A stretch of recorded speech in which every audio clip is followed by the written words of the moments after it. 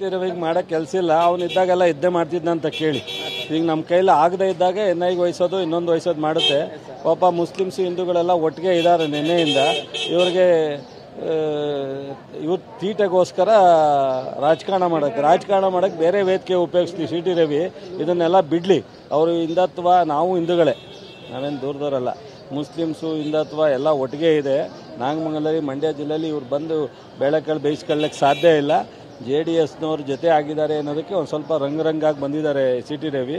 ಅಲ್ಲಿ RSS ಆಗಲಿ, ಅಲ್ಲಿರೋ ಯುವಕರಾಗಲಿ, BJP ಯುವಕರಾಗಲಿ ಶಾಂತಿನ ಕೇಳ್ತಾರೆ ವಿನಃ ಇವರ ತೆವಲಿಗೋಸ್ಕರ ಆಟ ಆಡೋಕ್ಕೆ ರೆಡಿ ಇಲ್ಲ. ಯಾವ ಹೋಲಿಕೆನಲ್ಲಿ ರೀ, ಅಲ್ಲಿ ನಾವು ಯಾವ ಹೋಲಿಕೆನೂ ಇಲ್ಲ. ಎಲ್ಲರೂ ಒಂದೇ, ಎಲ್ಲರೂ ಒಟ್ಟಿಗೆ. ಇಡೀ ಜಿಲ್ಲೆನಲ್ಲಿ ನಮ್ಮಲ್ಲಿ ಜಾತಿ ಇಲ್ಲ.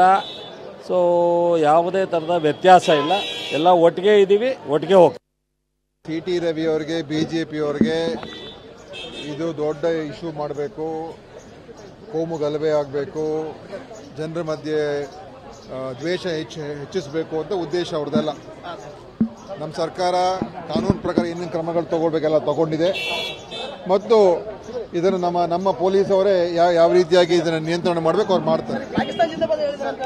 ನೋಡಿ, ಇವೆಲ್ಲ ಸುಮ್ಮನೆ ಜನರಿಗೆ ಉದ್ವೇಗ ಮತ್ತು ದ್ವೇಷ ಸೃಷ್ಟಿ ಮಾಡ್ತಕ್ಕಂಥ ಪ್ರಕ್ರಿಯೆ. ಯಾಕೆಂದರೆ ಅವ್ರು ಅದಕ್ಕೋಸ್ಕರನೇ ಆ ಶೋಧನಾ ಸಮಿತಿ ಹೋಗಿರೋದು.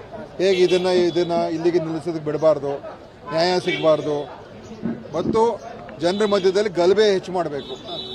ಆದರೆ ಈ ಕೆಟ್ಟ ಒಂದು ಸಂಪ್ರದಾಯ, ಕೆಟ್ಟ ಒಂದು ಪದ್ಧತಿಗಳು ಇವತ್ತು ದೇಶದಲ್ಲಿ ಮಾಡ್ತಾ ಇರುವಂಥ ಯಾವ ಪಕ್ಷ ಅಂತ ಹೇಳಿದ್ರೆ ಭಾರತೀಯ ಜನತಾ ಪಕ್ಷ, ಈ ಸಂಘ ಪರಿವಾರ.